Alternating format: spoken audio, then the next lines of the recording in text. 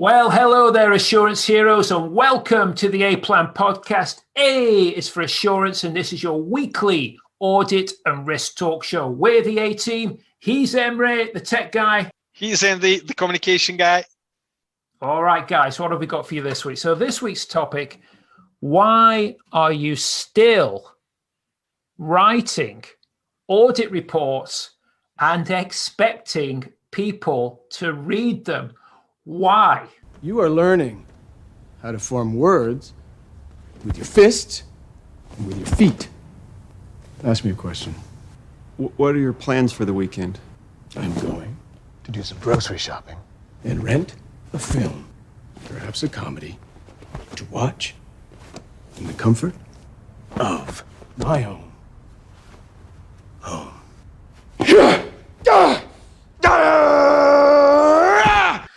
Emre, what is it with auditors and this belief that the audit report is something sacred? Do they have to write audit reports? Not really.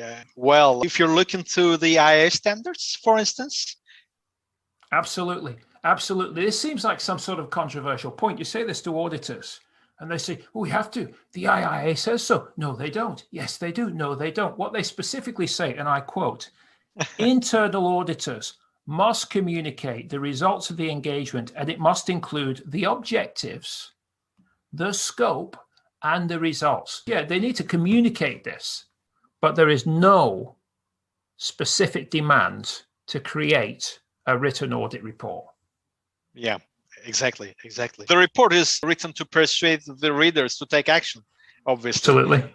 And the preferred way of communicating the results somehow is through the lengthy and sometimes boring reports that no one reads.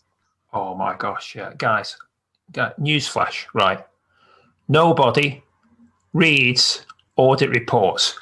Nobody reads audit reports. Nobody reads audit reports. Why not? Right, look, when you're talking to your doctor, just tell him you have a spiral fracture of the left radius. No! No! Deep breath. You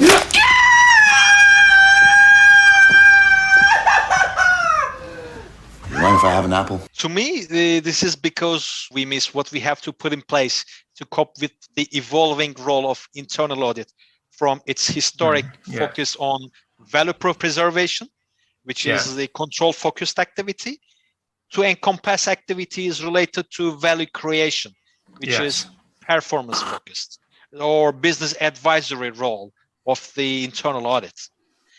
Because in its value preservation focus, the internal audit was seen as the corporate watchdog, and no one in the organization was expected to have forward-looking expectations from internal audits to create impact. That wasn't the expectation years ago. Yeah. And this is also where we get this sort of traditional culture of reporting on the exceptions, reporting on what's missing, reporting on the gaps. So at the end of the day, I think this is one of the things that irritates me the most about audit reports, that tradition that's carried through to the present day. Because if you're actually going to show an accurate picture of the control environment to the board, to the audit and risk committee, it isn't just the negatives, right? True. It isn't just the negatives, it's the positives too. So we're seeing this kind of outdated approach to reporting. But what's worse, we're seeing this very outdated style of writing. It's unbelievable. I would call it the wall of words, where you open the audit report and we've got sentences, paragraphs, blocks of text. Guys, nobody's reading it. Nobody reads audit reports. They don't do it, and they're not going to start reading them now. We're in. It thinks I'm Falcon. Shall we play a game? Oh, love to. How about global thermonuclear war? Years ago, we had an excuse, Andy, because technology wasn't there to facilitate the work. But now we have technology. We are not using it. This is the most unbelievable thing, right? You know, people are writing audit reports as if they were written on a typewriter in the 1980s. I mean, it's absolutely dreadful, right? The technology has moved on, right? So Ultimately, what we want to do, we don't want to make the report readable at all. We want to make it usable. So we want graphic elements, eye-catching elements. We want colors. We want diagrams. We want great headers which hook the attention, tell the reader what's wrong, let them navigate their way through the text. You've got different readers with different interests. So this is there. These subheadings and headings are there so everybody can find what they're looking for. And we want economic language forms to give factual information in the most succinct and abbreviated way possible, right? We don't want it to be read. We want it to be used. What we are targeting is to create some sort of aha impact. Yeah, exactly. So that we can convince them to take immediate action. Where are they on this specific risk issue? You need to think about how your readers are going to consume this report. Now, I would say most of them, if not all of them, are going to read your report from the screen, from their smartphone, from their laptop, from a tablet. They're going to read it from the screen.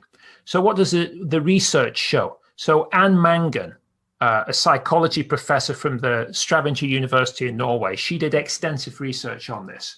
When you're reading from the screen, you take in and retain 20% less than when you're reading from the page.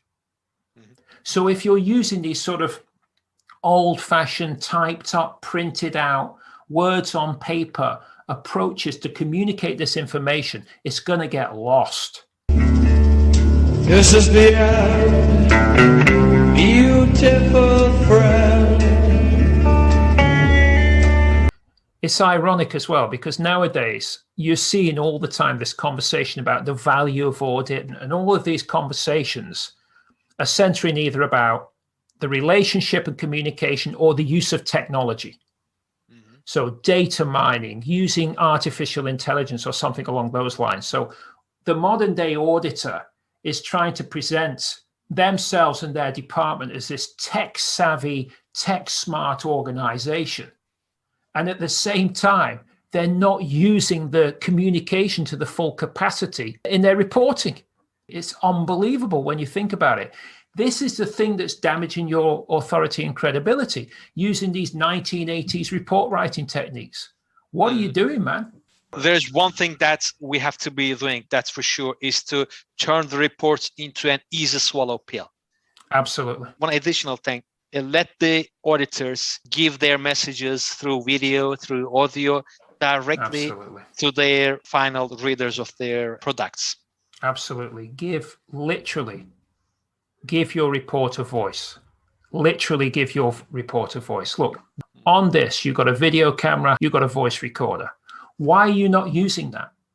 Why are you not making audio podcast summaries of your executive summary? So make a succinct, high-impact audio podcast summary. Make a video.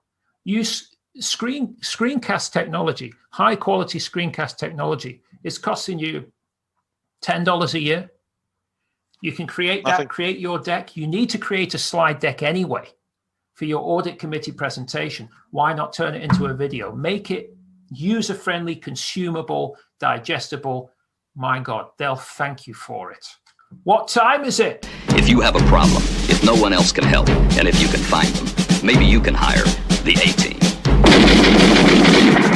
It's A-Team time. If you have an assurance problem, if no one else can help you, then we can, because we're your assurance agony ants. So send your questions to the aplan@zohomail.eu, and we'll be happy to help you wherever we can. So that's it for this week, Assurance Heroes. This has been the A-Plan podcast. A is for assurance. And if you liked it, then like it below. And until next week, never forget, when your A-Plan's good, you don't need no B-Plan. 1, 2, 3, 4.